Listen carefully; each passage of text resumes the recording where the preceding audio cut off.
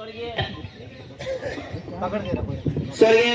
कोजाराम जी को श्रद्धांजलि अर्पित करते हुए अपनी वाणी को आरंभ करता हूं। साथियों, यहाँ पर जितने भी संगठन या दल से जो भी साथी आए हैं, आपस में बिल्कुल भी एक दूसरे के प्रति टिप्पणी ना करें, क्योंकि यहाँ वही व्यक्ति आएगा जिसको समाज की फिक्र है। और यहाँ आए हुए सभी साथी अपने भाई को, कोजाराम जी को न्याय दिलाने के लिए एकजुट हुए हैं। साथियों, अभी हमारा आंदोलन पिछले 4 दिनों से शांतिपूर्ण ढंग से चल रहा है। सरकार बिल्कुल सोई हुई है।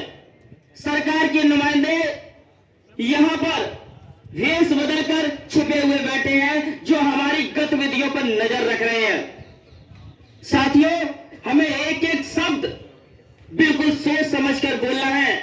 और मैं यहां आप लोगों से इतना ही कहूंगा कि मैं यूपी की धरती से आया हूं, मेरे साथ तमाम साथी आए हुए हैं और जो मेरे एक शब्द की प्रतीक्षा कर रहे हैं। मैं भीम आर्मी चीफ ट्रस्टी केवल एक मैसेज डालूंगा तो हजारों की संख्या में यहां लोग मौजूद होंगे। यहां गुजरात से साथी आए हैं, राजेश कनौजिया जी, जो अपनी टीम के साथ बहुत जल्द हमारे बीच पहुंचने वाले। साथियों, देश के कोने कोने से क्रांति होगी। हम लोग अभी शांतिप्रिय ढंग से आंदोलन कर रहे हैं। गूंगी बहरी सरकार और सरकार के नुमाइंदे सुन लें कि हमारी खामोशी को हमारी कमजोरी ना समझे। हम लोग संवैधानिक तरीके से न्याय मांग रहे हैं। साथियों, पीड़ित परिवार ने जिन नामों का उल्लेख किया है, उनके बारे में पीड़ित परिवार से ज्यादा हमें नॉलेज नहीं है, क्योंकि जिसने दर्द सहा है, जिसने परेशानी देखी है, जिसने अपने घर का सदस्य खोया है, तो उसको ज्यादा मालूम है। साथियों, बहुत सारे लोग टिप्पणियां कर रहे हैं, तो आप उन टिप्पणियों को नजरअंदाज कर दीजिए। आज इस दुख की घड़ी में पीड़ित परिवार के साथ कंधे से कंधा मिला करके खड़े होने का काम कीजिए। चाहे आंदोलन हमारा शांतिप्रिय ढंग से हो या फिर कोई और ढंग से। जब तक गूंगी बहरी सरकार हमारी आवाजों को नहीं सुनती, तब तक हम लोग अपने धरने को जारी रखेंगे। अभी हमारा धरना प्रदर्शन शांतिप्रिय ढंग से मौन अवस्था में चल रहा है। अगर बहुत जल्दी सरकार ने कोई बड़ा निर्णय नहीं लिया, तो संयोजक कमेटी के साथ साथ पीड़ित परिवार के साथ मिलकर के सड़कों को जाम करने का काम करेंगे, प्रशासनिक अधिकारियों के कार्यालय को जाम करने का काम करेंगे। साथियों, क्योंकि ईंट का जवाब पत्थर से देने की जरूरत है। साथियों, क्योंकि ये गूंगी बहरी सरकार दोगला व्यवहार करती है। इंद्र मेघवाल जी के साथ जो हत्या हुई केवल मटका छूने से, मूछ रखने से जितेंद्र मेघवाल जी के साथ घटना हुई, और आज कोजाराम जी को इन लोगों ने नृशंस हत्या करके मौत के घाट उतार दिया। जिस पीड़ित परिवार ने अपनी सुरक्षा के लिए प्रशासन से मांग की, उसको ये लोग नजरअंदाज कर देते हैं और घटना होने के बाद मगरमच्छ की तरह आंसू बहाने का काम करते हैं। साथियों, क्योंकि एक दुआ है कि जिसकी बीमार आप पिलाई वो का जाने पीर पराई। समाज का भाई खोया है हमने, दर्द हमें है। इसलिए मैं आप लोगों से बस इतना ही कहूंगा कि आप पीड़ित परिवार का साथ दीजिए। संयोजक कमेटी ने जो भी मांगे रखी हैं, वो मांगे अपनी निजी इच्छा से नहीं, बल्कि परिवार की और समाज की इच्छाओं से रखा है। यहाँ जो भी निर्णय लिया गया है, वो परिवार की सहमति से लिया गया है, समाज की सहमति से लिया गया है, और समाज से बड़ा कोई व्यक्ति नहीं। मैं यहाँ भाषण देने नहीं आया, मैं कोई नेता नहीं, समाज का बेटा हूँ।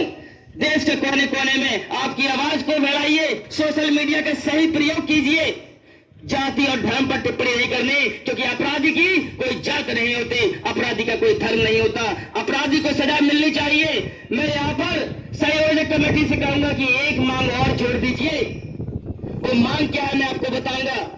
क्यों? क्योंकि आपने देखा था उत्तर प्रदेश में जब हाथरस कांड हुआ, तो बहुत सारे दल पहुंचे, बहुत सारे लीडर पहुंचे, और क्या हुआ, 1 साल बाद अपराधियों को बाइज्जत बरी कर दिया।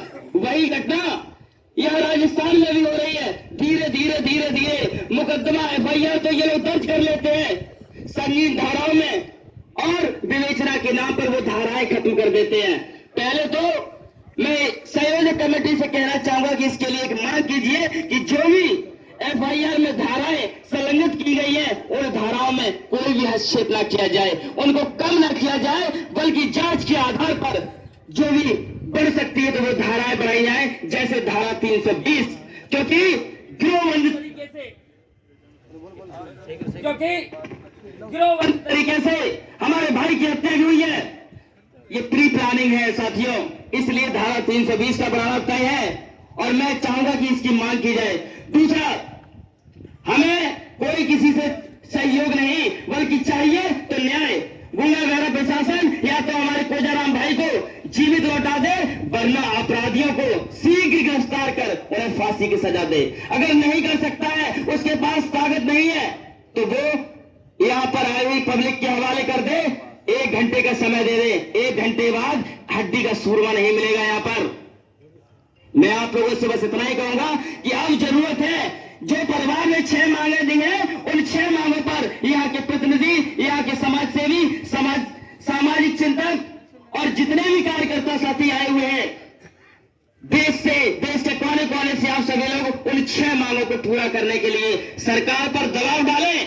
दूसरा, एक मांग इसमें और जोड़े कि जिन अपराधियों का उल्लेख पीड़ित परिवार ने किया है, उनका नार्को टेस्ट किया जाए साथियों। क्यों? क्योंकि ये लोग पूंजीपाती लोग और सत्ताधारी लोग हैं। इन्हें सत्ता के प्रेशर से, धन के प्रेशर से इन्हें छोड़ दिया जाएगा। जब तक इनका नार्को टेस्ट नहीं होगा, तब तक इन लोगों को कड़ी सजा नहीं मिलेगी। 1 साल तक हमने संघर्ष किया और औरैया के झावरपुर गांव में 1 साल तक हमने पूरे गांव का नार्को टेस्ट कराया, तो 1 साल बाद अपराधी पकड़ा गया साथियों। इतिहास गवाह, उस बच्ची को न्याय मिला। अगर आप चाहते हैं कि अपने भाई को न्याय मिले, तो आप नार्को टेस्ट की मांग कीजिए और जो 6 मांगे परिवार के लिए यहाँ की संयोजक कमेटी ने रखी है, उन मांगों को आप सोशल मीडिया पे डालें, ट्विटर पर डालें और जितने भी प्लेटफॉर्म है उसमें डालें। धरने को शांतिप्रिय ढंग से जारी रखें। अभी तो ये चिंगारी है। मैं आप लोगों से कहूंगा, देश के कोने कोने से लोग आ रहे हैं और खास करके हमारे संगठन से जुड़े हुए 24 लाख सदस्यों को मैं इस मंच के माध्यम से आमंत्रित करता हूं कि आप लोग आए और यहां पर गूंगी बहरी सरकार को एकता की ताकत दिखाएं। तब जाकर के ये गूंगी बहरी सरकार समझेगी, यहां हमें व्यवस्थाएं नहीं चाहिए, हमें यहां पर कोई व्यवस्था नहीं चाहिए, हमें तो केवल न्याय चाहिए। क्योंकि जब तक न्याय नहीं मिलेगा, ना तो हम चैन से बैठेंगे, ना चैन से खाएंगे, ना चैन से पिएंगे और न चैन से रहने देंगे साथियों। ईंट का जवाब पत्थर से देंगे। अगर सरकार ने किन्हीं गतिविधियों के चलते उन्हें छोड़ भी दिया, तो मैं भीमपुत्र विजय कुमार आजाद आपको आश्वासन देता हूं, एक भी अपराधी को बोलने के लायक नहीं छोड़ूंगा। समझदारी के लिए सारा काफी है, क्योंकि मेरा कहना और करना जमीन आसमान में अंतर नहीं है। क्योंकि मैं जितना कहता हूं उससे ज्यादा कहने की ताकत रखता हूं, उससे ज्यादा करने की ताकत रखता हूं। इसलिए मैं आप लोगों से बस इतना ही कहूंगा कि आप सभी लोग एकता का परचम दीजिए और यहाँ जाति विशेष, धर्म विशेष या व्यक्ति विशेष, मैं सीधा खुल के कहता हूं, यह हत्याएं केवल ऐसी समाज के लिए हो रही है, मेघवाल समाज के लिए हो रही है। तो मेघवाल समाज को यह समझ लेना चाहिए कि यहां पर जब तक हम लोग टिट फॉर टैट नहीं करेंगे, जैसे को तैसा नहीं करेंगे, तब तक ये घटनाएं होती रहेंगी। और मैं आप लोगों से बस इतना ही कहूंगा कि जो लोग यहां सुन रहे हैं, सरकार के नुमाइंदे, लोकल इंटेलिजेंस यूनिट और आईवी, वो कान खोलकर सुन ले। अगर आपने 1 घंटे के अंदर पीड़ित परिवार की और यहाँ की संयोजक कमेटी की 6 मांगों को सरकार के कानों तक नहीं पहुंचाया, तो ये धरना रुकने वाला नहीं है। ये धरना एक विशाल रूप धारण करेगा, जिसमें होने वाली जनमानस हानि का उत्तरदायित्व यहाँ की राजस्थान सरकार का होगा। इस बार कोई भी कार्यकर्ता किसी भी प्रकार का शिकार नहीं होगा। इसमें जो भी नुकसान होगा वो सरकारी महकमों का होगा। जय भीम, जय संविधान।